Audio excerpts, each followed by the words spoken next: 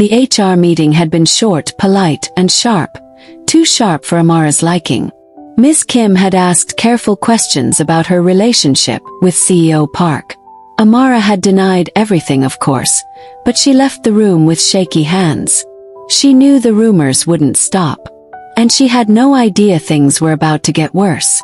It happened on a Wednesday morning. Amara stepped into the elevator with her coffee when the doors slid open on the 12th floor. And there she was, Anna Choi. Elegant. Dressed in a cream designer suit that looked like it belonged on a runway. Her perfume was soft but expensive, and her smile carried the kind of confidence that came from knowing you were always the center of attention. "Oh," Hannah said, her voice smooth. "You must be Amara Lee." Amara blinked. "I'm sorry, do I?" "I'm Hannah," she said with a tilt of her head. "Jihun's old friend." The way she said old friend made it sound like she was talking about something far more intimate. By lunchtime, everyone in the office knew Hannah was back in Seoul. The whispers were loud enough for Amara to hear when she passed the pantry. They were engaged once, right?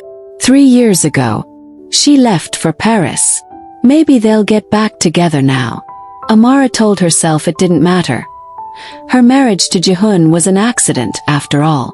But she couldn't ignore the uneasy twist in her stomach when she saw Hannah walking into Jihun's office that afternoon, carrying a box of pastries and laughing softly at something he said. Over the next week, Hannah made herself a constant presence. She dropped by with lunch for Jihun, accompanied him to meetings, and even joined a staff dinner uninvited. Whenever they were in the same room, Hannah's eyes always found Amara's, cool, measuring, almost daring her to speak. One afternoon, while Amara was collecting documents from the copy room, Hannah walked in. "You know," Hannah began, her tone light but her gaze sharp, "this company can be difficult for people who don't know how to play the game." Amara stiffened. "I'm here to do my job, not play games." Hannah's smile widened. That's what the last girl said. She didn't last long. Then she walked out, leaving the scent of her perfume behind like a warning. Jihun, who had been almost protective before, now seemed distant. In meetings, his gaze skipped over her. In the elevator, he barely spoke. At first, Amara thought it was because of the rumors, but soon she realized he was doing it on purpose, keeping her at arm's length. It hurt more than she expected. 2 weeks later, the company hosted a charity gala at a luxury hotel.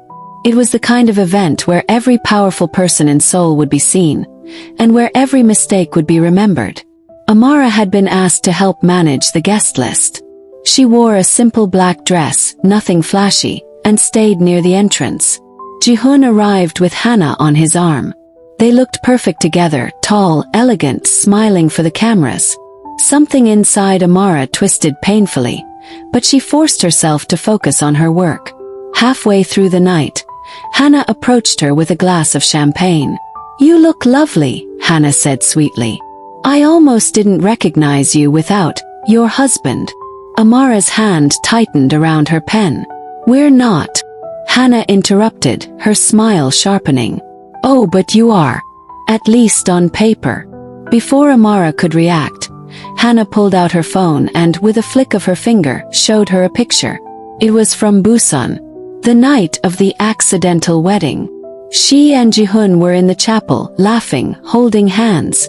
He was looking at her like she was the only person in the room. Hannah turned the phone so a small group nearby could see. "Isn't this adorable?" she said loudly. "They got married that night. What a story." Murmurs spread instantly. Heads turned. Cameras flashed. Amara's cheeks burned as she realized the photo would be everywhere by morning. She pushed past the crowd, the sound of their whispers chasing her. Her chest felt tight, her eyes stung. She made it outside into the cold night air, gripping the railing as if it could keep her from falling apart. Footsteps followed her. "Amara!" She turned to see Jihun. His expression was unreadable, but his tone was urgent. "I didn't know she had that photo." "You didn't stop her," Amara said, her voice breaking. "It wasn't the right place." "It's never the right place, is it?" she snapped. "Not when it's about me." They stared at each other, the city lights glimmering between them. Before he could speak, a figure appeared at the doorway. It was Hannah. She looked at Jihun, her smile confident, and then at Amara. "If you choose her," she said softly, "you'll lose everything."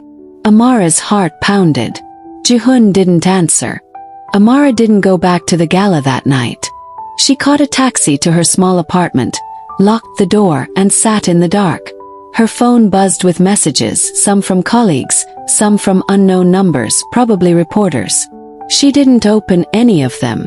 Her mind replayed Hannah's words over and over. "If you choose her, you'll lose everything." And Jihun's silence. That silence hurt more than anything Hannah could ever say. By morning, Amara had made up her mind.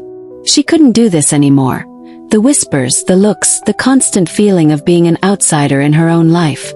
She wrote her resignation letter on plain white paper. But before she could sign it, she began writing something else. It wasn't for HR. It was for Jihun. She told him how she had never planned for any of this. Not the drunken wedding, not the awkward mornings, not the moments when she caught him looking at her like she was more than just a colleague. She told him how she had tried to be strong, but every cold glance, every distance he put between them, had chipped away at her. And she told him she was letting him go because she loved him too much to watch him lose everything for her. When she was done, she folded the letter, placed it in an envelope, and left it on his desk before the sun was even up. Jihun came into the office late that morning. He'd barely slept. He had been searching for Amara after she disappeared from the gala, but she hadn't answered his calls. When he saw the envelope on his desk, he recognized her handwriting instantly. He sat down, tore it open, and began to read. With each line, his chest tightened. By the time he reached the last words, "Don't come after me. I need you to live your life without me in it," something inside him snapped. He had been a fool. He had thought keeping their marriage quiet would protect her. He had thought keeping Hannah close, at least in public, would prevent more damage to Amara's reputation. But all it had done was push her away. And now she was gone. 2 days later, the company's quarterly shareholders meeting was held. It was a big one, high stakes, full of press coverage, and with Hannah seated right in the front row, her legs crossed and her smile polished. She thought she had already won. Jihun walked to the podium, perfectly calm on the outside, but inside his mind, one thought was repeating like a heartbeat. Bring her back. He began with the usual numbers, growth, projections, new partnerships. The shareholders nodded, satisfied. And then, without warning, he set his notes aside.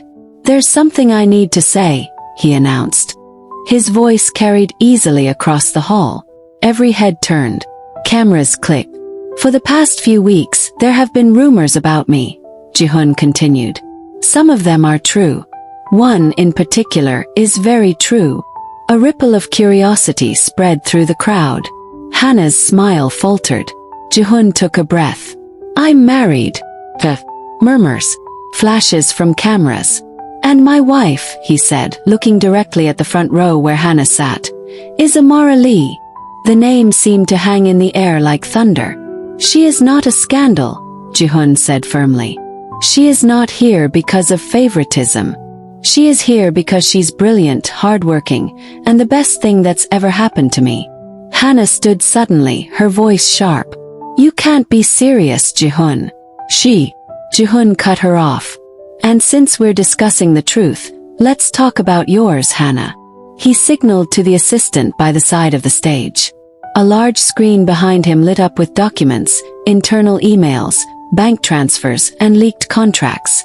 "These," Jihun said evenly, "are records of your involvement in corporate sabotage against one of our key partners 2 years ago. Records you thought were erased." Gasps filled the room again, this time louder. Hannah's face was drained of color. "I didn't," she began, but Jihun's voice was ice. "You did. And I have already sent these to the authorities. You won't work in this industry again." Security moved toward her, and Hannah, still trying to hold her head high, walked out of the room. But her eyes, furious, humiliated, burned into Amara's empty seat in the back of the hall.